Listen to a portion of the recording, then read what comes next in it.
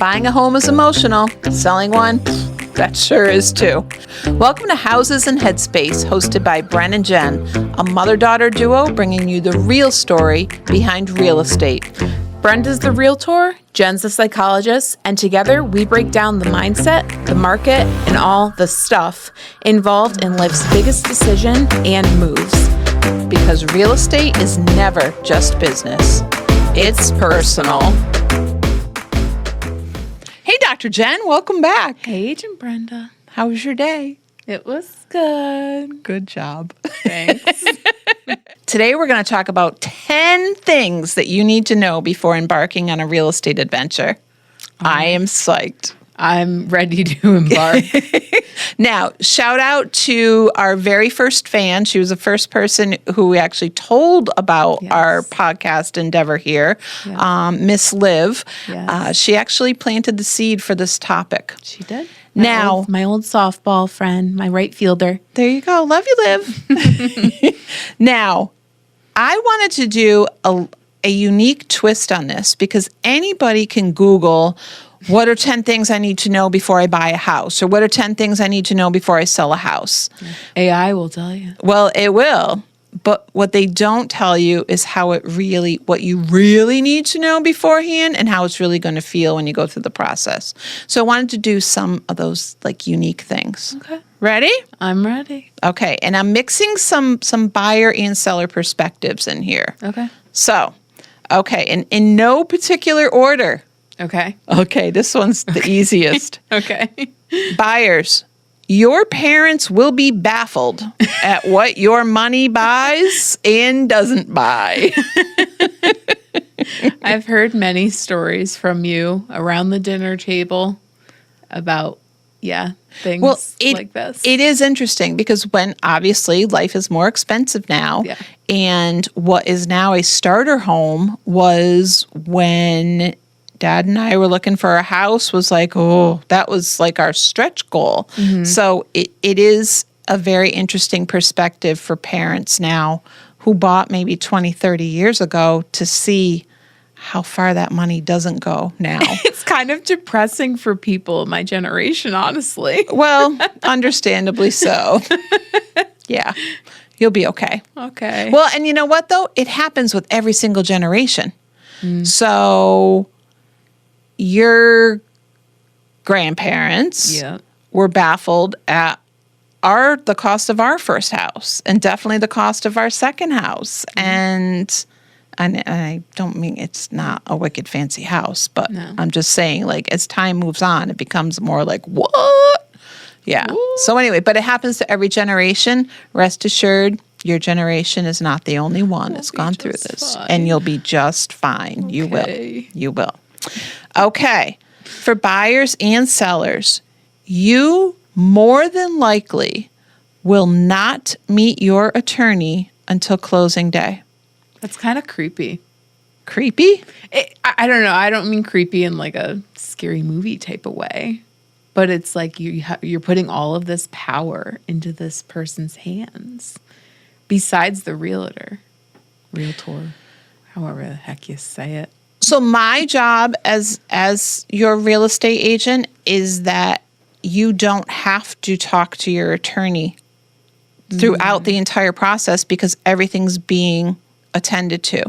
Now, in my practice, I have healthy, wonderful collaborations with attorneys, and I include them in the communication so that they know what's happening, so that, we're extending deadlines for contingencies and such as needed. And quite honestly, the buyer or seller shouldn't have to be burdened with that. But it's often a surprise to buyers and sellers that they don't meet their attorney until closing. You have a conversation with them. There's direct contact. Yeah. But there's not as much as I think many people assume. Okay, so you're like that. You're that middleman, and they can just sit back, relax, and let you take care of it. That's what they should do because that's why we're out there in the field. Exactly. That's why you have a job. Exactly. Okay. Related to that, number 3. You won't know your closing date until a few days ahead of time. Now, that is one where I can say if I were to be buying a house right now, that would freak the heck out of me. And my anxiety would be through the roof. And it just, all the emotions would be coming out. Well, let's quantify that a little bit. Okay. Your purchase contract, and I'm talking about Capital Region, New York real estate. I'm not going to try to pretend I know how it works in the rest of the world. We have a closing goal, but I always encourage people to think of that as like the due date for a pregnancy. It's around that date. It's an ish, but do not schedule time off from work. Do not book your movers. Do not schedule delivery of your pod until we have a defined date and time for your closing. And that probably won't happen until a few days ahead of time. If we're lucky, we get a week. Nice. But yeah, and again, if you've got somebody who helps set the expectations, we can manage that anxiety, right? Have you ever had anyone, though, who really is, even if you manage those, if you have that conversation and you do it really well, obviously, there's your agent Brenda, and but you have that conversation and they're not fully wrapping their head around it, and they still have all that anxiety. I've had situations where it's like, hey, we've booked this trip, or I can't take that time off from work. And we work with all that. Okay. But again, this goes back to our common theme of healthy communication too. And that's where, like, if somebody says, and you know what? The teams that we assemble for these transactions, everybody's got their eye on that same closing date goal. So we're all trying. But again, it's an ish. It's never before. It's rarely before. It's often the day of that contract goal or a few days after. But there are situations, and again, it's just like, hey, they can't close without you, right? True. Now, sellers have the luxury of being able to sign documents beforehand. Yep. But buyers have to be there for wet signatures. Yep. So the bottom line is we can work with it. But also, you have to have your eye on that goal. When I buy a house, that's something you're going to have to work with me on. I'll work with you on that. Okay. So related to that, number 4, there is a lot that happens, and there are long stretches where you don't have to do anything as a buyer a seller. You're going to be packing and getting ready to leave. So contract to close is typically 6-ish weeks. Okay. The first 2 weeks are very busy. Attorney approval, you're going to next steps with your lender, and you're having inspections. And then as a seller, you're meeting with your attorney. You're wrapping your head around the fact that this is really going to happen, and then your house is being subjected to inspections. After that, we enter what I call a hurry up and wait phase. Okay. Now, I have heard you say that a lot. Yes. In my practice is to make sure that everybody I'm working with knows what's happening. So everybody gets a weekly update from me about where we're at in the process, what to expect next, that sort of thing. Is that communication that I hear again? It is, because I'm a firm believer that the human brain does nothing good if it's not given information. That's very true. Right? Yes. Don't we always default to the negative? Yeah. Maybe not always, and maybe not everyone, but a lot of people can start to spiral. Right. And it can be the what if. What if this is happening? What if this is happening? Right. Could it be this? Could it be that? And a lot's going on behind the scenes. And that's where, again, I always consider myself like a conductor, find out, when are the drums going to rest? When are the dork?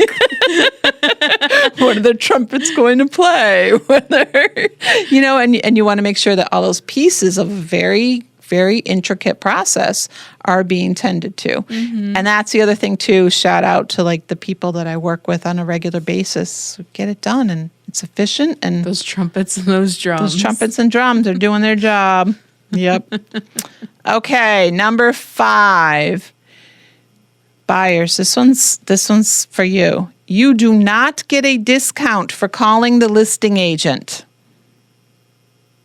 Oh, man. There are some people out there who don't want their own real estate agent. They don't want their own buyer's agent to lead them through the process. I get it.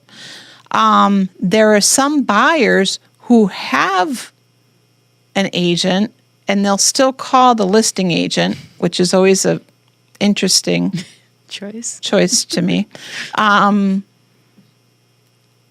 So those buyers without their own agent, I think a lot of times they think that they're going to get a discount by calling the listing agent. And that listing agent on that sign is working for who? Or is it whom? Who? I think it's who. Okay. Maybe. Who is that listing agent working for? The seller. Yes. I almost said brokerage. They're working for them too. Yeah, so they're working for the seller. So yeah, their fiduciary responsibility is to the seller. So why not have somebody who's got your back? Anyway, you're not going to get a discount by calling the listing agent. Okay, ready? Ready. Number 6. Sellers, your house does not have to pass current code. Really? Really? I did not know this one. From all of the stuff that I've learned from our road trips and everything, this is something that I have not heard. So I hear this a lot from the parents who come to showings for their kids. I hear them say a lot, oh, this won't pass code. And it doesn't have to. Can you imagine if every single house we sold had to be updated for current code? We would never sell a house. Yeah. Now, there are 2 things. There's inspection, which is for the buyer, and that's literally hours where the inspector comes and does internal and external assessment of all the things in the house, from, hey, you should put some caulk here, to you need a GFCI outlet there, to we've got a major defect. Yep. Now, in our market, a major defect is defined as one item that would cost $2,000 or more to fix. Just one, not a laundry list of items, right? So that's inspection. Appraisal is for the bank. And depending on the type of loan you might be using as a buyer, the appraiser could come in and say, this doesn't meet our expectations for condition. We don't think this is this amount of money. It's worth this amount of money. Oh, and they're assessing for values. Okay. Right. So so appraisers are looking for value and condition. They might say we need to install a handrail here because we don't think it's safe. Because after all, buyers who are getting a mortgage are tenants to their lender, right? Yeah. Yeah. So the lender can have some say into how they want to spend their money. Make sense? That's true. Yeah. Yeah, that's very true. But anyway, the bottom line here was that your house doesn't have to meet today's code standards. Okay. Okay, but it does have to pass inspection, and it does have to pass appraisal. Right. Right. I'm learning so much. You are. Woo, this is good. I do want to say, like, pass inspection could mean there were some major defects identified, but then you go back and collaborate with the sellers or not. Anyway.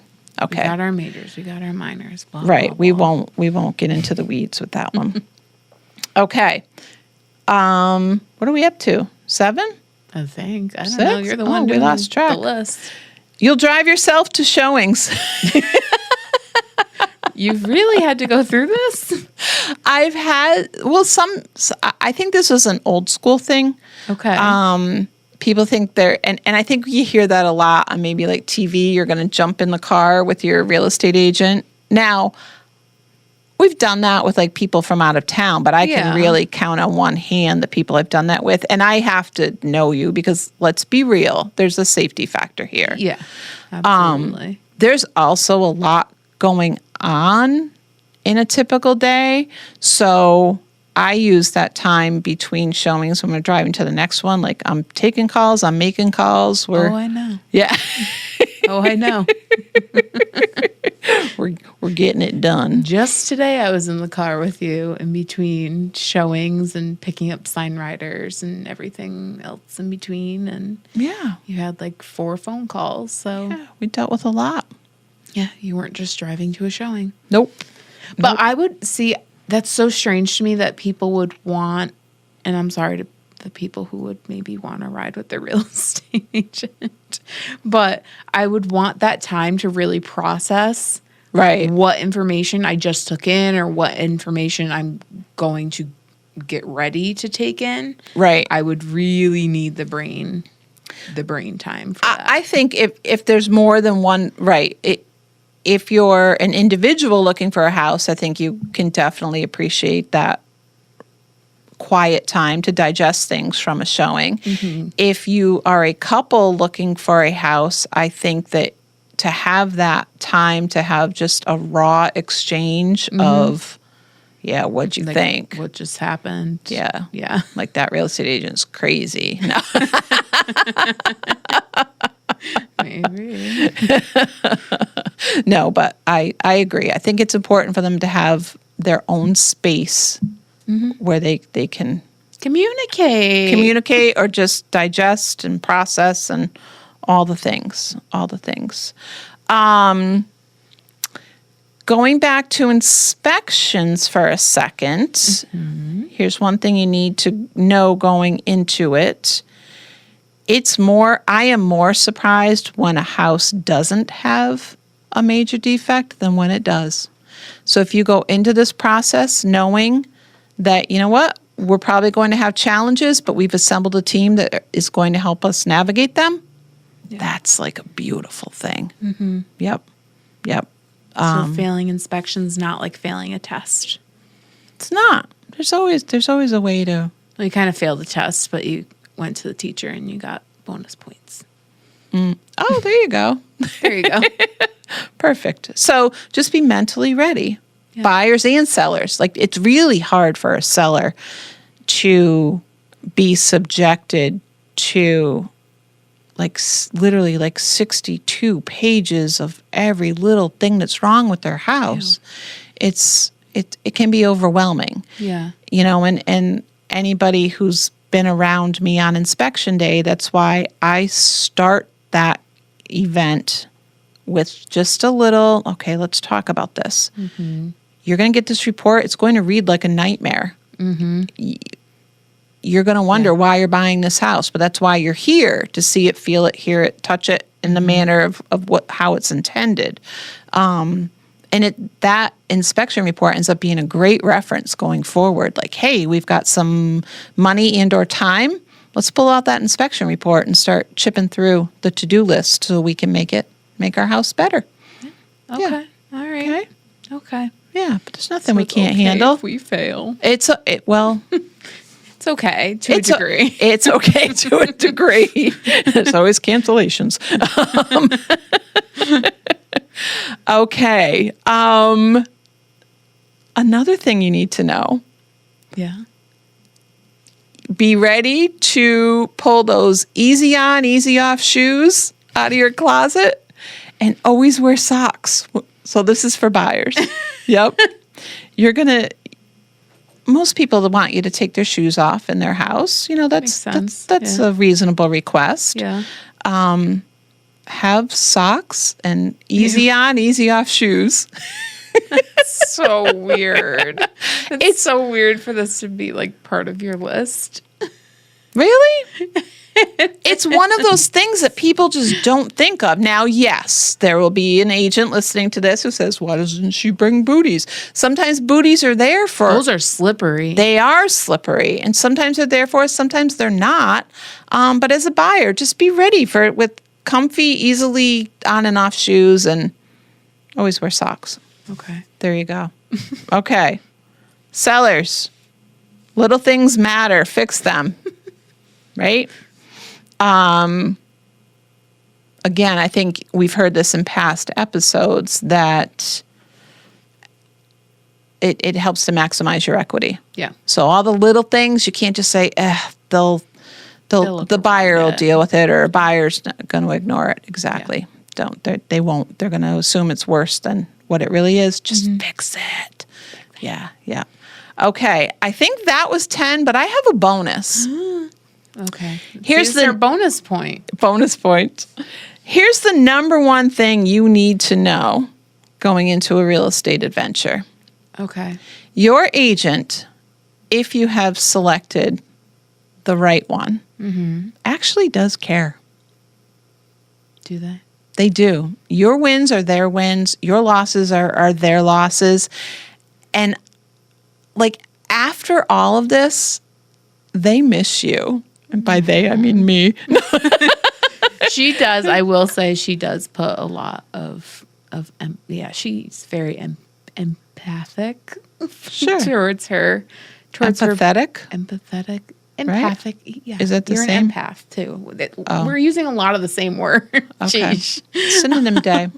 But towards your buyers and sellers. And that's why you hold little events and stuff like that, which I know not everyone does, and that's totally fine. Yeah. But yeah, no, I can totally see where it's a process for everyone. There's a lot It of is. You emotions spend a lot of time for together. Everyone. Yeah, you spend a lot of Right. time, hopefully not too much time if you're a buyer. Well, if when we get, and everybody's journey is different, and some of them are short and some of them are years in the making. And that's okay because it's your journey. And you always hear me say, I want to see people happy in the end. I want to see them sparkle. But I do miss them because you always wonder, like, did they do what they said they were going to do to that room, or Did they host that party? did they host that party that they talked about? Did Susie paint her room purple or pink? All the stuff. But anyway, yeah, those were our 10 things. All right. Okay, I'm glad you learned something. I actually did learn stuff. Wow, look at that. I'm glad. Well, it wouldn't be a session without this or that. So ready? Okay, ready. Tent or RV? RV. RV, definitely. I don't camp. Pizza or tacos? Tacos. It depends. Like, I'm going to say, like, a specialty pizza, like, Chicken bacon ranch I can do. yeah, like Anything a else? wild No. mushroom thing. Ooh, yeah. No, good stuff. Anyway, but I like them both. Okay, reading or movie? Movie. I'm going to say movie, too. I've been a little lazy in the reading department lately. And how about laptop or PC? Laptop, specifically Mac. Ooh. Yeah, that's where I'll get really controversial. Wow. Oh, Yeah. I'm laptop, too. Am I laptop? Yes, your laptop. Yes. It's because your laptop's big. It is big, yeah. And every time you go up to my laptop, you always poke the screen because I have to remind you it's not a touch screen. I love my touch. Yeah, I cannot go back on that. I love my touch screen. No, I can't do it. The fingerprints, no. Yep. Can't. Well, thanks for being here, Dr. Jen. Thank you for having me and teaching me, Agent Brenda. My pleasure. You have a great rest of your day. Thank you. You too. Thanks. Bye, Dr. Jen. Bye, Agent Brenda.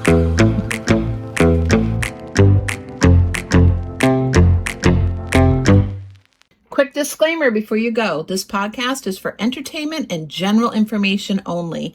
Even though Brenda is a licensed real estate agent and Jennifer is a licensed psychologist, this is not personalized real estate, financial, legal, or mental health advice. Basically, please don't make life-altering decisions solely because of something we said while hanging out behind microphones. If you need professional support, whether that's for buying or selling a home or taking care of your mental health, please connect with a qualified expert in your area. And if you're struggling emotionally, please know that reaching out for help is a strength, not a weakness. Thank you for hanging out with us, and we'll catch you in the next episode.